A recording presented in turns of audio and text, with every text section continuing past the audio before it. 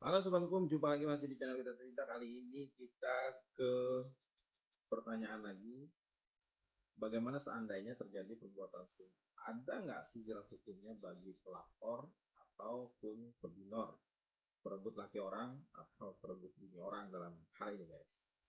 Apakah ada sanksi pidana yang bisa dijeratkan kepada pihak pelakor atau peminor tadi yang mungkin sudah pernah melakukan hubungan badan yang baik dengan suami orang atau dengan istri orang? Nah, kita lihat dulu. Pelakor atau perebut laki orang, kemudian pebinor atau perebut bini orang ini identik dengan perempuan atau laki-laki lah yang merebut istri atau suami orang lain. Intinya merebut pasangan orang lain dari pasangannya yang sah. Gitu. Ya, kalau kerennya itu sering kita sebut dengan selingkuh. Nah, apa jawabannya?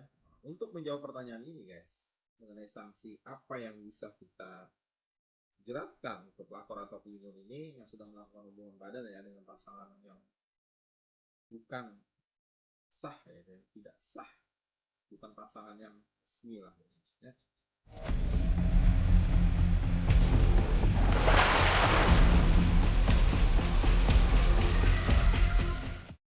R. Susilo dalam kitab Undang-Undang Hukum Pidana serta komentar-komentarnya lengkap pasal demi pasal itu halaman 209 itu menjelaskan tentang gendak atau overspell istilahnya, atau kalau Susilo itu menyebutnya sebagai zina atau persetubuhan yang dilakukan oleh laki-laki atau perempuan yang sudah kawin, yang sudah menikah dengan perempuan atau laki-laki yang bukan istri atau suami, ini bukan pasangannya yang sah.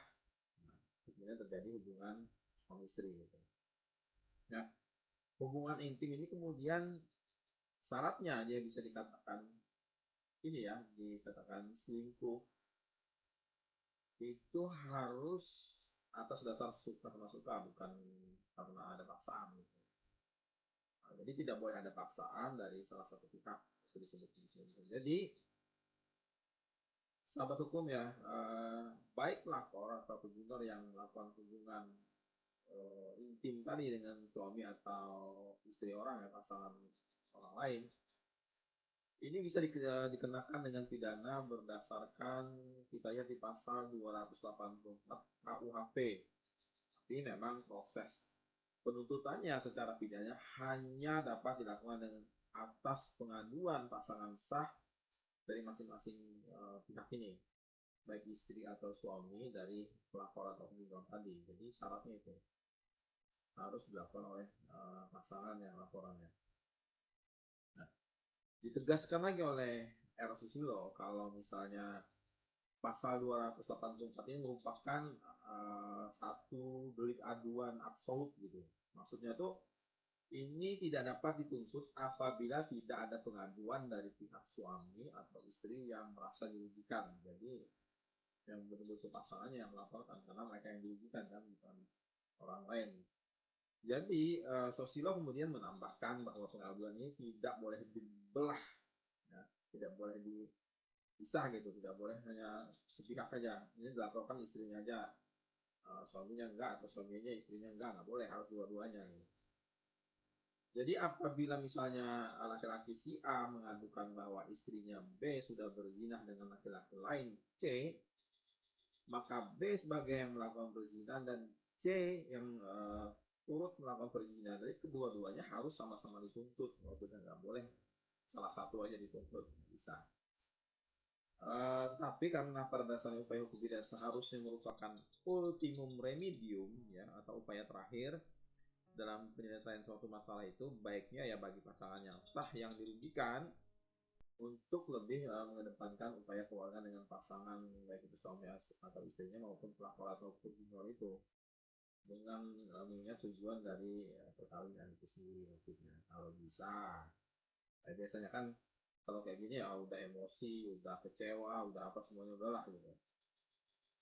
Tapi kalau kita perhatikan di beberapa kasus ya, termasuk kasus yang baru-baru ini kita lihat, jaksa, seorang perempuan jaksa yang selingkuh di gerebek suaminya seorang jaksa juga di hotel dengan pengacara, akhirnya berakhir damai gitu, nggak saling menuntut.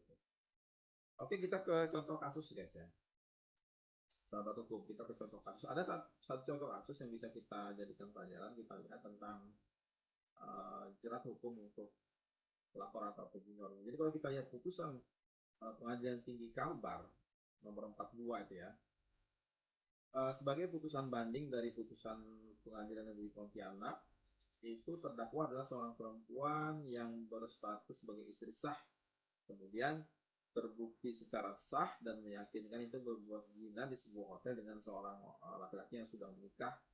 Jadi berdasarkan pasal 284 ayat 1 ke 1 huruf B KUHP, Majelis Hakim pada Pengadilan Negeri itu menjatuhkan pidana penjara selama 4 bulan. Nah, ketentuan pidana ini kemudian tidak perlu dijalani kecuali di kemudian hari dengan putusan hakim itu diperintahkan lain, ya, dengan alasan bahwa terpidana sebelum berakhirnya gitu, maksudnya masa percobaan yang ditentukan selama 8 bulan masa percobaannya itu telah bersalah melakukan suatu tindak pidana. Namun penuntut umum kemudian mengajukan banding. Majelis Hakim Pengadilan Tinggi Pontianak itu kemudian mengabulkan banding dan memperbaiki lamanya pidana dan masa percobaan yang dijatuhkan, yaitu menjadi pidana penjara selama 5 bulan. Jadi dengan ketentuan pidana itu tidak perlu dijalani kecuali di kemudian hari dengan putusan hakim itu diperintahkan lain dengan alasan bahwa terpidana sebelum berakhirnya masa percobaan yang ditentukan selama 1 tahun itu memang telah bersalah melakukan suatu tindak pidana. Itu terkait dengan jerat hukum pelakor dan penyinor di sini ya, syaratnya ada tadi. Oke guys, itu jawabannya, semoga bermanfaat. Kalau kalian misalnya ada pendapat silahkan sampaikan di kolom komentar. Kita akan terus lacak terus masalah hukum, masalah jerat hukum, masalah kriminalitas dan lain-lain. Kita bisa diskusi di kolom komentar. Jangan lupa tetap like, share, komen, dan subscribe. Kita akan berjumpa lagi nanti di video-video hukum berikutnya.